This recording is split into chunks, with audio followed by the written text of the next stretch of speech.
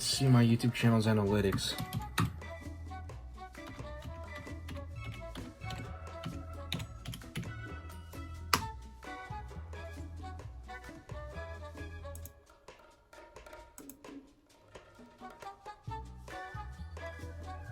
Well, my newest video seems to be doing pretty good.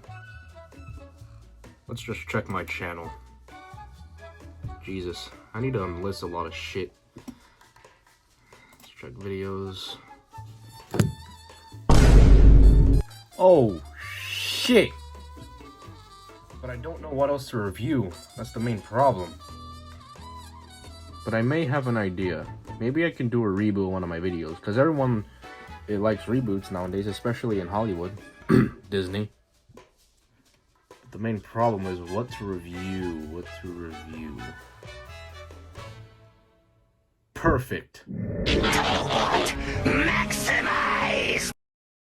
What is up, you guys? Today we're going to be taking a look at the SH monsterarts 2001 GMK Godzilla. So if you guys don't know where this guy's from, he's from the movie Godzilla. I don't know, he's from this movie right here that's on the screen. Now, with that being said, let's just get right into the fucking review. But before we take a look at the figure, let's take a quick look at his box.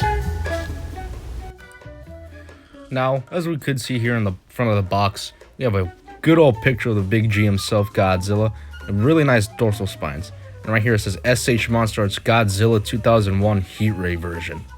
Now, as we turn here to the side of the box, we have a lot of slashes, and it says Godzilla Heat Ray version. And in the back of the box, you see a lot of badass promotional images like Godzilla in this one pose and the 3 other poses right there, which is very cool.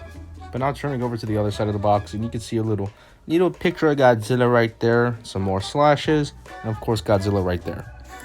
And yeah, the top is a little bit dusty, but you know, you can see more slash, and it just says Godzilla and yada yada yada. Not a whole lot up here, but you know what?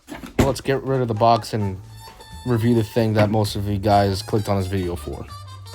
Now, the painting and the sculpt, on the overall sculpt of this figure is just amazing. I love how menacing the eyes look, and it just looks really, really good. The atomic blue running down this guy's spines is just honestly really cool, but sadly it doesn't go all the way up to the tail, but I can honestly forgive it. Now, for this guy's accessories, can you guess what he comes with? He comes with nothing. Like, literally nothing. So you make a Heat Ray Godzilla, but fail to include his atomic breath. Fuck you, Bandai and Tamashii Nation. Fuck you. But that's not really gonna knock down any points, because the detailing on this guy is just fantastic. Now, if you notice here on the eyes that there's actually a little bit of white paint. I don't know if my phone will catch it, but there's actually a little bit of white paint that's made to resemble pupils. But you honestly can't really see them from afar, so it just makes this guy look even more menacing. But sadly, the painting on the toenails are honestly a lot to be desired. I mean, the painting on the toenails for Final Wars Goji have a little bit of dry brushing on them, so I don't know why they couldn't do it for this guy. Stay tuned, because this guy's actually in my next review, so yeah, like I said, stay tuned! But you don't only get this atomic blue effect on the spines, but you also get it inside of his mouth, and he just looks like he's been eating a lot of sour candy, if I'm gonna be honest. But enough sucking off the figure for its detail. Let's see how this guy articulates. Well, for starters, this guy does have a ball joint at the head. Well, there's also a swivel at the head, and the mouth can also open and close. But not only that, you also get articulated tongue. Be careful, because you don't want to pop out the tongue. Now, this guy's arm is on a ball joint and can swivel, and it is on a fairly limited hinge joint for the arms. And this guy's wrists are also on a ball joint, and it's time to address the elephant in the room. Yeah, as you can see, the ball joints on this guy do tend to pop off fairly easy, but thankfully you could put them back on just as easy too, unlike some other figures. Yeah, it is a little bit annoying when you're trying to articulate this guy and this guy just falls apart in your hands, but to be honest, it's honestly forgivable because of just how easy it is to put back together Final Wars.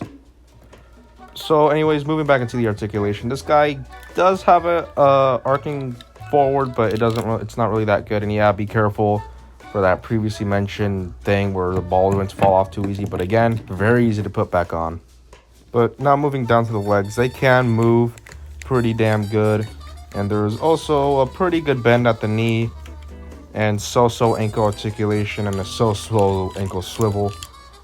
And on my copy, this leg right here does like to pop off, but again, it's very, very easy to put back on, so it's not really going to knock down much points for this guy. But, you know, it's an older mold, so it is forgivable, but also the tail is very articulated. Now, the tail is separated into several different ball joints and segments, getting you really, really natural looking curves. And the tip of the tail on mine does like to pop off easy, but again, like previously mentioned, it pops on really easy. Final Wars. So now that you guys have a basic understanding of how the articulation is, let's get into comparisons. And here he is next to the Final Wars SH monsterarts Godzilla. And again, my next review, so stay tuned. Here he is next to 2021 SH monsterarts Godzilla vs. Kong Godzilla.